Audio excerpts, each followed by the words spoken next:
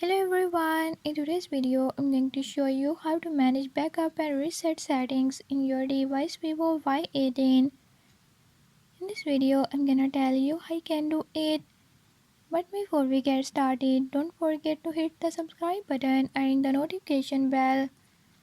Make sure to watch complete video and learn how you can do it. Let's watch the video.